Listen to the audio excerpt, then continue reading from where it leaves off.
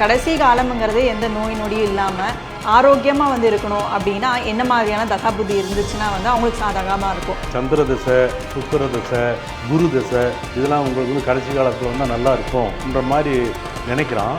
ஆனால் அப்படி கிடையாது. இப்போ ரீசெண்ட் டைம்ஸில் பார்த்தீங்கன்னா ஏர்லி ஸ்டேஜஸ்லேயே வந்து நிறைய இறப்புகள்லாம் வந்து சந்திக்கிறாங்க. ஸோ அதெல்லாம் வந்து எதனால் நடக்குது சார்? பிறந்து வந்த உடனே அவனுடைய சார்ட் நம்ம கைக்கு வந்துடுது. அதை பார்த்த உடனே இவனுடைய ஆயுள், ஆரோக்கியம் எல்லாமே அந்த இதில் வந்து வந்துடும். அந்த கோச்சாரம் எல்லாம் கரெக்டாக டியூன் ஆகிறப்ப வந்து இதாகிடும். இப்போ வந்து ஹெல்த் இஷ்யூஸ் எல்லாம் எதுவும் வராமல் கடைசி காலத்தில் வந்து நல்லபடியாக இருக்கணும் அப்படின்னா எந்த கிரகம் வந்து அவங்களுக்கு ஸ்ட்ராங்காக இருக்கணும்? லக்னம் மாற மாற இந்த விருச்சக ராசியில் இருக்கக்கூடிய வீட்டின் தன்மை மாறும், நிலை மாறும். அந்த விருச்சக ராசியில் இருக்கக்கூடிய வீடு நல்லா இருக்கும் பட்சத்தில் எல்லாமே நல்லா இருக்கும். அஸ்ட்ரோ தமிழா அன்பு நேயர்களுக்கு வணக்கம். நம்ம சேனலில் தொடர்ந்து ஜோதிடம், ஆன்மீகம், வாஸ்து அப்படின்னு பல இன்ட்ரெஸ்டிங்கான விஷயங்கள் பார்த்துட்ருக்கோம். அந்த வகையில் இன்றைக்கி ஜோதிட ரீதியான விஷயங்கள் பேசுகிறதுக்காக நம்ம கூட முனைவர், ஜோதிடர், பஞ்சாங்க கணிதருமான அருள்வேல் சார் அவர்கள் இணைந்திருக்கிறாங்க. வணக்கம் சார். வணக்கம்.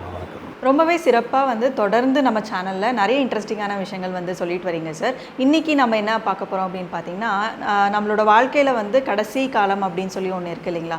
ஸோ அந்த காலகட்டத்தில் வந்து எல்லாருமே வந்து பீஸ்ஃபுல்லான லைஃப் தான் வந்து அதை நோக்கி தான் ட்ராவல் பண்ணிகிட்ருக்கோம். ஸோ அந்த கடைசி காலம்ங்கிறது எந்த நோய் நொடியும் இல்லாமல் ஆரோக்கியமாக வந்து இருக்கணும் அப்படின்னா என்ன மாதிரியான தசாபுத்தி இருந்துச்சுன்னா வந்து அவங்களுக்கு சாதகமாக இருக்கும்? ஏன்னா வந்து இப்போ எல்லாருமே வந்து சம்பாதிக்கிறாங்க. அதை வந்து கடைசி காலத்தில் வந்து ஒரு பீஸ்ஃபுல்லாக ரெஸ்ட் எடுக்கணும் அப்படின்னு சொல்லி தான் வந்து சம்பாரித்து சேவிங்ஸ் எல்லாம் பண்ணுறாங்க. ஸோ அந்த கடைசி காலம் வந்து அவங்க குழந்தைங்களாகட்டும் எல்லாருமே வந்து ஒரு பீஸ்ஃபுல்லான ஒரு என்விரான்மெண்ட் வந்து க்ரியேட் பண்ணி கொடுக்கணும் இல்லைங்களா? ஸோ அதுக்குமே வந்து தசாபுத்தி வந்து ரொம்பவே இம்பார்ட்டண்ட். ஸோ அந்த தசாபுத்தி வந்து எப்படி இருக்கணும்? ஸோ இதை பற்றி கொஞ்சம் டீட்டெயிலாக சொல்லுங்கள் சார். பொதுவாக என்ன நினைப்போம்னு பார்த்தீங்கன்னா, இந்த சந்திர தசை, சுக்கிர தசை, குரு தசை இதெல்லாம் உங்களுக்கு வந்து கடைசி காலத்தில் வந்தால் நல்லா இருக்கும்ன்ற மாதிரி நினைக்கிறான். அதுக்காக சனி தசை, ராகு தசை, கேது தசை தான் கெடுதல் செய்யும்ன்ற நினைக்கிறான். ஆனால் அப்படி கிடையாது. நம்மளுடைய ஜாதகத்தில் 12ஆம் வீடு எந்த வீடுன்னு பாருங்கள். அந்த வீட்டில் நல்லா இருந்து அந்த நல்லதாக ஆக்கக்கூடிய கிரகம்னு ஒன்று இருக்கும் இல்லையா? உதாரணத்துக்கு பார்த்தீங்கன்னா 12 கேது இருந்தால் அவங்களுக்கு வந்து மறுபிறவி இல்லைன்னு சொல்லுவாங்க. ஏன்னு பார்த்தீங்கன்னா, அவர் என்னென்ன நினச்சாரோ அது பூராமே இந்த பிறவிலேயே வந்து நிறைவேறிடும். அதனால் அவருக்கு வந்து மறுபிறவி தேவையில்லை. அப்போ அந்த மாதிரி அவர் நினச்ச மாதிரி எல்லாமே நிறைவேறிட்டு இங்கேயே நல்லா தான் இருக்க போகிறாரு. அப்போ நம்ம வந்து இந்த கிரகம்னு நமக்கு எடுத்துக்கிற கூடாது. இப்போ 12ஆம் வீடு சனி 12ஆம் வீட்டில் இருக்கிறாரு, நல்லதை செய்யணும்னு இருந்தால் அந்த சனி தசை அவருக்கு கடைசி திசையாக இருக்கும் பட்சத்தில் மிகச்சிறப்பாக இருப்பார். அதனால் எந்த ஒரு இதுவும் இல்லை. ஸோ இப்போ வந்து அவங்களுக்கு ஒரு கிரகம் வந்து கெட்டு போயிருக்கு அப்படின்னா அவங்க ஜாதகட்டத்தில் அந்த கிரகத்தோட தசை நடக்குது அப்படின்னா என்ன மாதிரியான விஷயங்கள் வந்து அவங்களுக்கு நடக்கும் சார்? அந்த கிரகத்துக்குன்னு ஒரு காரகம் இருக்கும் இல்லையா? இப்போ சூரியன் எடுத்துக்கிட்டால் உடம்புல வந்து மூளையை குறிக்கும். கொஞ்சம் இதாகிடுவாங்க, நினைவாற்றல் குறைஞ்சி போயிடும், கண் பார்வை குறைஞ்சி போயிடும், தானும் குழம்பையும் சுற்றி இருக்கிறாலையும் குழப்ப ஆரம்பிச்சிருவாங்க, தலைவலி வந்துடும், காய்ச்சல் வந்துடும், அந்த மாதிரி சொல்லணும். இதே இது சந்திரனாக இருந்தால் விஷ காய்ச்சல் இந்த மாதிரி சொல்லணும். இதே நல்லா இருந்தால் ரொம்ப தெளிவாக இருப்பாங்க. செவ்வாயாக இருக்கிறவங்க ஏதாவது இரத்த காயங்களாகி போயிடும். இந்த மாதிரி ஒவ்வொரு கிரகத்துக்கும் ஒவ்வொரு காரகம் இருக்குது. அந்த அடிப்படையில் அவங்களுக்கு வந்து வேலை செய்ய ஆரம்பிச்சிடும். சுக்கிரனாக இருந்தால் சிறுநீரகம் பாதிச்சிடும், அந்த மாதிரி சொல்லிக்கலாம். இப்போ எல்லாருமே வந்து ஒரு ரிட்டையர்மெண்ட் லைஃப் அந்த மாதிரி தானே பார்க்குறாங்க. இப்போ ரீசெண்ட் டைம்ஸில் பார்த்தீங்கன்னா ஏர்லி ஸ்டேஜஸ்லேயே வந்து நிறைய இறப்புகள்லாம் வந்து சந்திக்கிறாங்க. ஸோ அதெல்லாம் வந்து எதனால் நடக்குது சார்? அந்த நடக்கக்கூடிய தசா புத்தி. ஏன்னா ஆரம்பத்தில் இந்த பிறந்து வந்த உடனே அவனுடைய சார்ட் நம்ம கைக்கு வந்துடுது.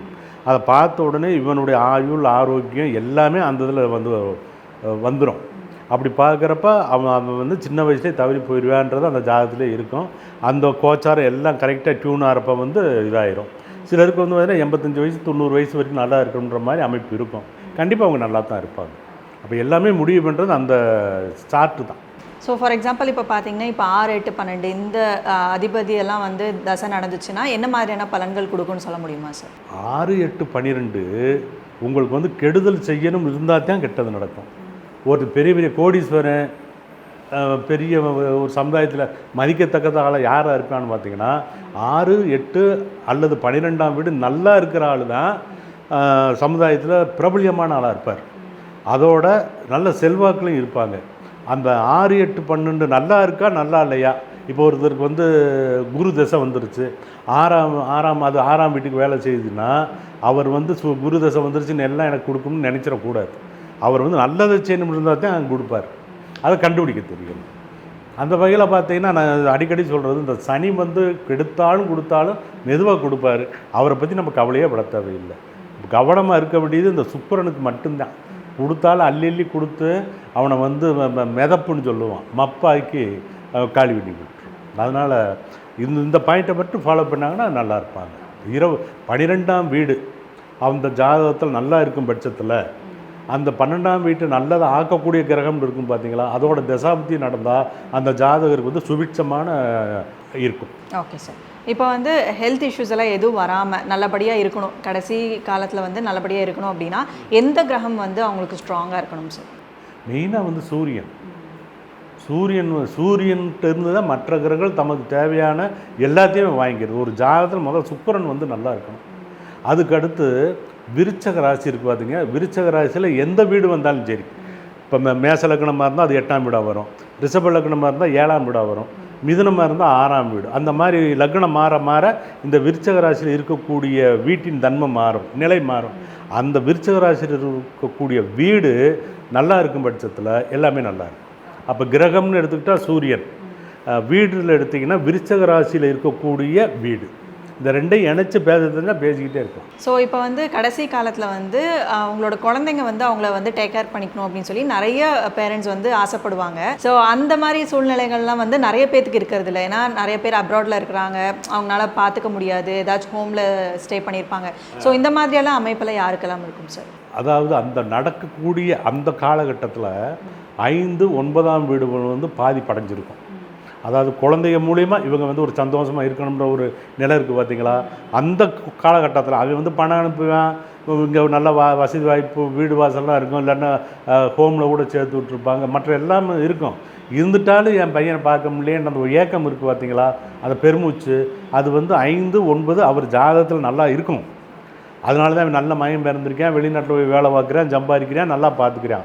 ஆனால் அந்த நடப்பு கோச்சாரம் இருக்குது பார்த்தீங்களா, அது சரியில்லைன்றப்ப அந்த செர்டன் பீரியட் மட்டும் கொஞ்சம் சிரமமாக இருக்கும், மற்றபடி எல்லாம் நல்லா தான் இருக்கும்.